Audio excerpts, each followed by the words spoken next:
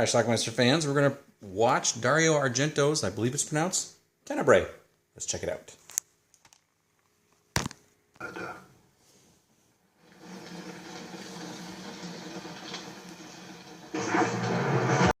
This American writer, Peter Neal, played by Anthony Franciosa. He's going to Rome. He's going to promote a new book. He leaves his bag unattended. That's his bag right there. Look, I'm going to hang up on you. The plane's been called. Do you hear me? I'm just going to hang up. I believe that's his ex-wife. He finds his bag, but I believe his ex-wife did something to it. This woman, I think her name is Elsa, is trying to steal a book.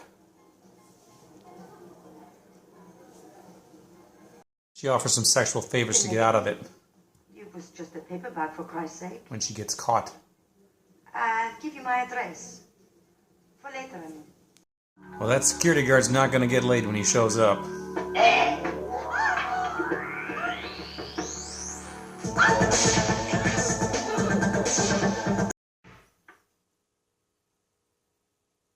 The killer stuffed pages from the book Tenebrae in her mouth, too. Okay, so then explain the books. Do you write to a fixed pattern? Or do your publishers tell you this kind of sexism?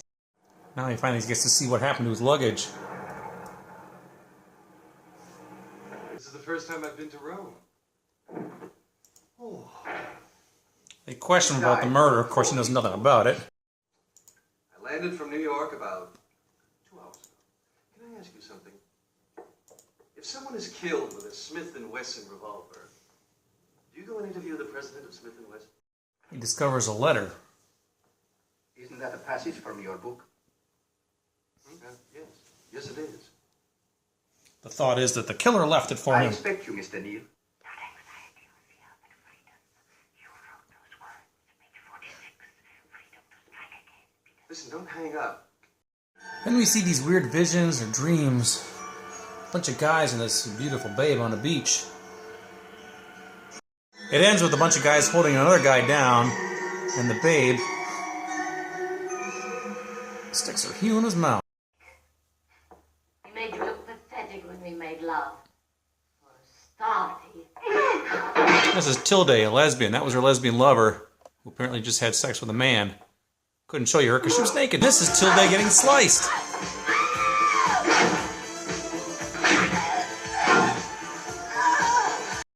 And then her lesbian lover upstairs is next.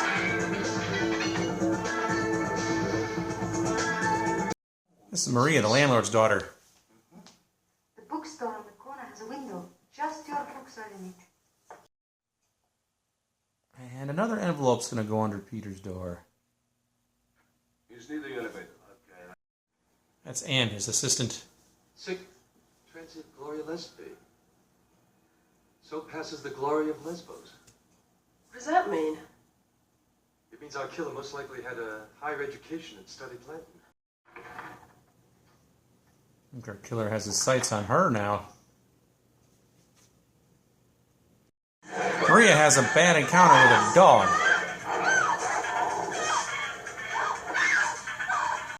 She takes off and takes shelter in this house.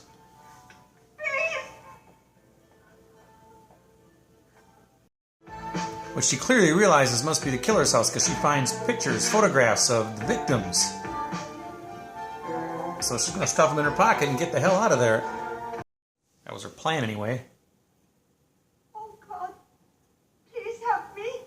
The door was open and I was attacked by a creep. Spy. Now she tries to get away.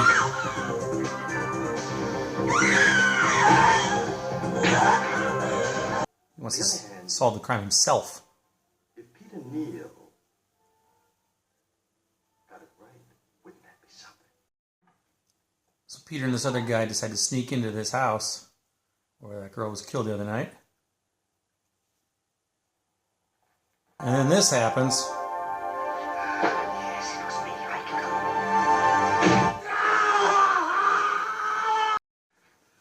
Peter? Oh, come on, hurry. Oh, my head. Couldn't see much. I don't remember. Was he tall, short, what?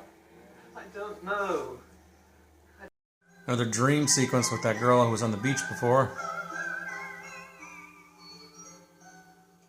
Ouch. One thing's for sure. The killer and Cristiano Berti were both obsessed by your work. Here's that babe we saw earlier in the film. She's doing John Saxon, who's in this film also. And she's been gifted some red shoes. Speaking of John Saxon, he gets bladed right out in public. Apparently nobody saw the odd scene, but the chick he was doing, the chick who got those red shoes, was going to meet him, sees him dead on the ground, says, "I'm out of here." He was the murderer. So, This dopey kid went back to the house where he saw that murder, where he's going to get garroted in the car.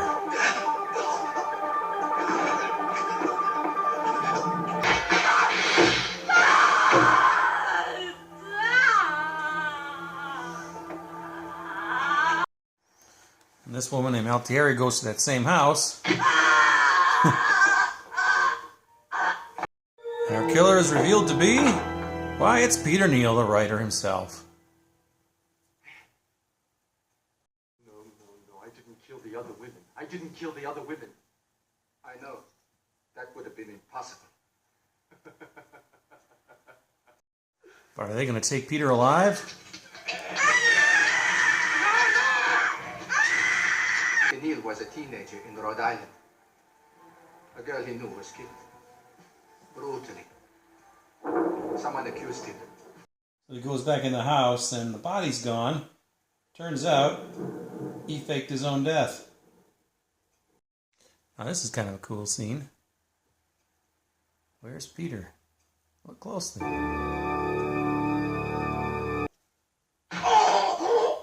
He comes back in.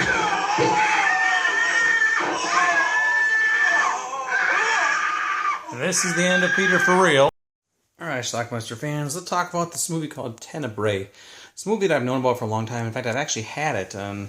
But however, I was requested to review this several times for probably about the last year and a half. Finally got around to it now. The reason I took so long was because I actually have this movie under the title called Unsane.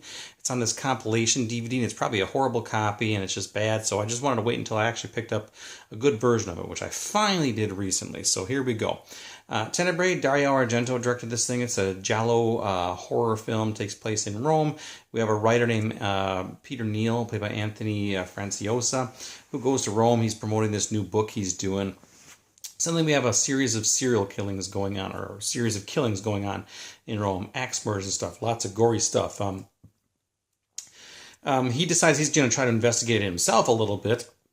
However, the person who killed the killer, one of the first victims, he took a bunch of pages from his new book, which is called Tenebrae, and stuffed it in his victim's mouth. So, nonetheless, because of that, the local authorities want to interview Peter Neal to see what, if anything, he might know about this, which seems a ridiculous thing to me. But whatever, that's what they do. And then he questions that, but then he kind of gets involved a little bit, and there's little notes left for Peter Neal here and there all over the place. Ultimately, it turns out Peter Neal is our killer. He kills a couple people at the end. They figured out that he had some sort of repressed memories from when he was a kid, and some girl who was murdered accused him of something or made fun of him. I don't know, but it was a mess there. At the end of this movie, he slices his throat, but it turns out he's faked his own death. When the inspector comes back in, he takes an axe to the professor, but then when this other girl, Anne, which is his partner or his secretary or whatever, she comes in and he's going to try to kill her too, and then he accidentally impales himself on this pipe or something, and that's the end of the movie. So anyway, it's a decent film. I'm not a huge fan of movies like this, but it's okay. I definitely did enjoy it. Lots of beautiful women in this movie too, and a lot of them take their clothes off, which is kind of nice. Lots of really good gore too. Very red, splattery, all over the walls type of stuff, but pretty good stuff. So anyway, I actually have 2 Blu-rays of this now. A PAL one from Arrow, and then this Blu-ray here put up by Synapse. So they both look great. So anyway, check it out. Let me know what you think about it. Tenebrae. Took me a while to figure out how to pronounce that too. I had to look it up on YouTube. Tenebrae. Actually, it says it in the movie too. Watch it. Leave some comments. Bye.